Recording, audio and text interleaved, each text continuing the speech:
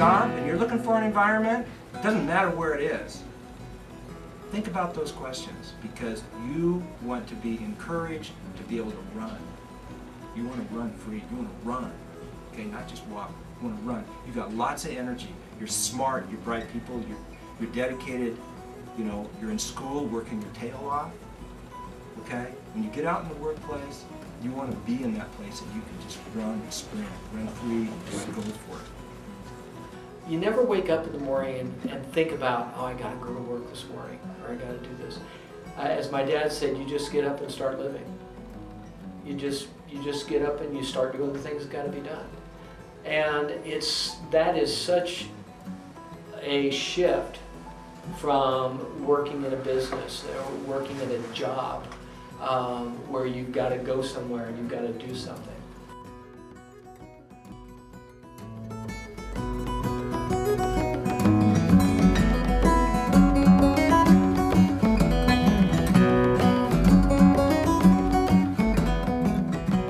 There are more people drinking wine in America than ever before, and although we're beginning to develop some international markets, I think that it's going to continue to be an American market certainly for my lifetime, and probably yours. And I think it was last year or the year before that the consumption of wine in America actually became greater than the consumption of beer. And that's a radical shift from where we were 20 years ago. The United States, I believe, has now just gone to becoming the top consumer of wine in the world. Italy and France, I think we just surpassed them. And so there clearly is a capacity for, at least right now, for consumption. And that's the good news. I mean, the bad news is that these things rise and fall. What happened in the late 50s and early 60s was a group of people came up from California who decided that Oregon was a place where you could produce fine wine. And the reason that they thought that that would work is they had looked at Europe in particular and said, if you look at Oregon and you see that we're on the 45th parallel, you know, when you drive from Salem to Portland, you cross the 45th parallel.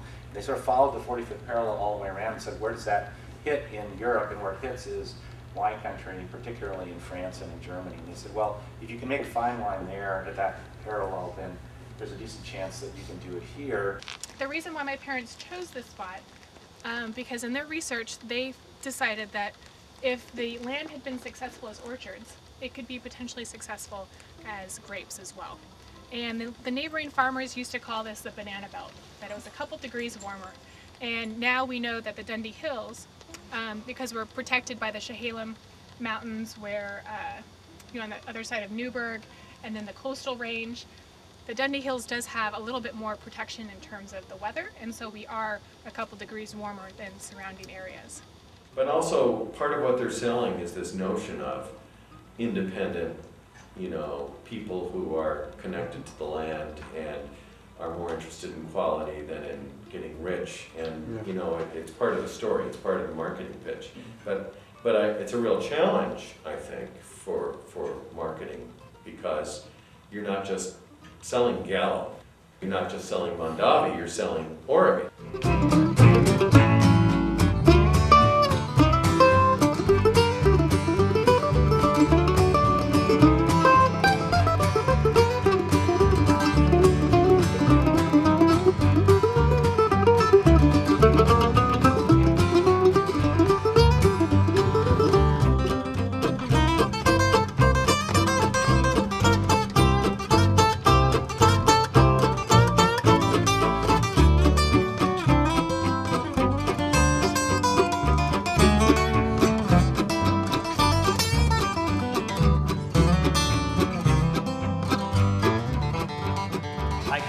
Put 6 bottles in front of you that they all look the same initially, but where they come from and how they're made and who made them, that's a big deal.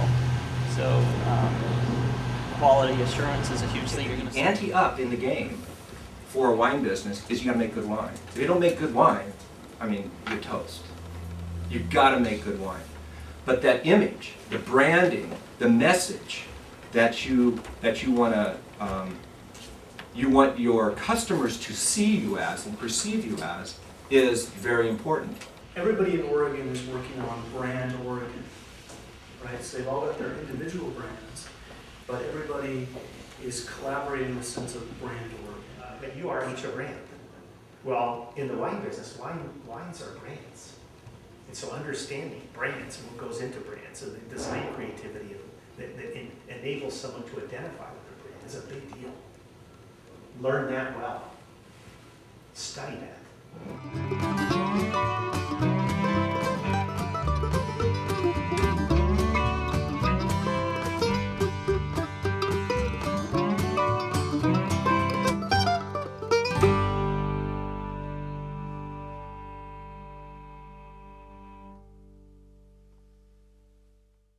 That's unique to Oregon. There's this sense of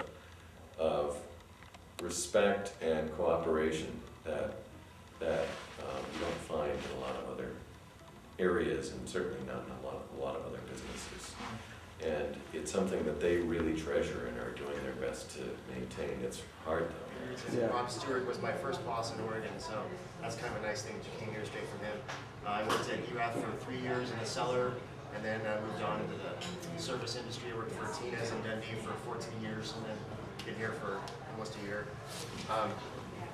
When you live in this sort of region with wine just everywhere, everything's so great, terrific, rising tide floats all boats sort of thing. There's no wrong answer when it comes to wine out here. There's all this intermingling that you're probably going to learn as you keep talking to people in the wine industry in the valley here, that everybody kind of knows everybody. Everybody's sort of, not so much related, but knows of each other. So the wine industry was just starting to really take off. I mean, it was already established, but all the, couple hundred new wineries since I started. And I was lucky enough that I was friends with Maria Stewart, so my first label was Big Fire.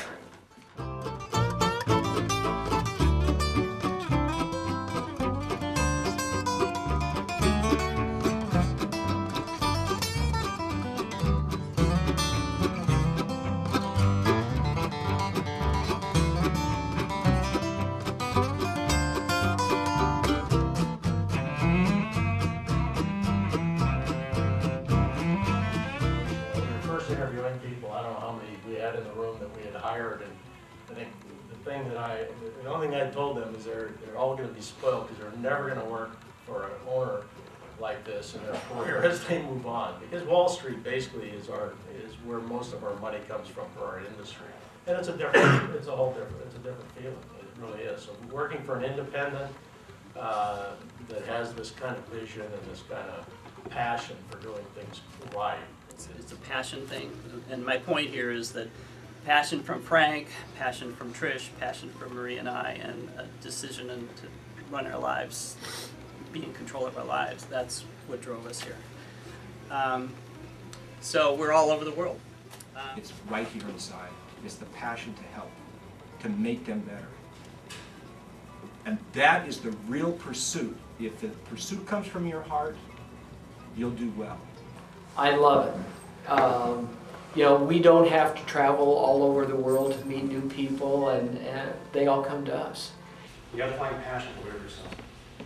Run that way. This is run on the passion of its owner, which is that he wants to make good wine, regardless of whether he loses money, because he does lose money certain years, especially with organic vineyards. A year like this one, 2011, we lost a lot of money. And I think that's something unique about the wine industry is that you can have a great lifestyle. Heck, we're working with wine and food all day. You can, have a great family life, have a great work life. You're just not going to make a ton of money. And I think that's the trade-off that people take when they go into the wine industry. The old saying is that the fastest way to make $1 million in the wine industry is to start with $10 million.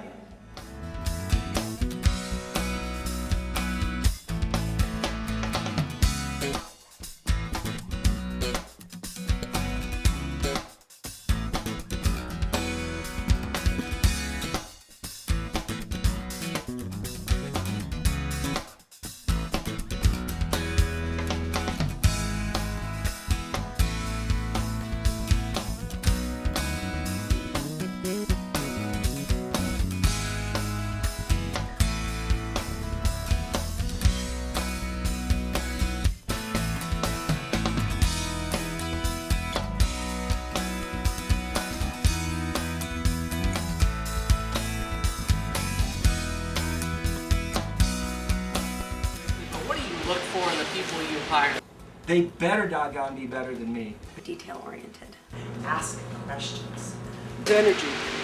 Hardworking. You can be personable, adaptable. You have to sell yourself. And when I look at the resume, I look for spelling errors. Attention to detail, a sense of humor, and getting along with everyone. Be adaptable. Even if you do find yourself getting offered a job that you think is below your talents, don't assume that that means that, you know, you're not worth anything or that you're going to be stuck there for a long time. Keep your mind open to anything. Keep my options open. Future oriented. Be an expert at what I do. Passion, like having passion for something.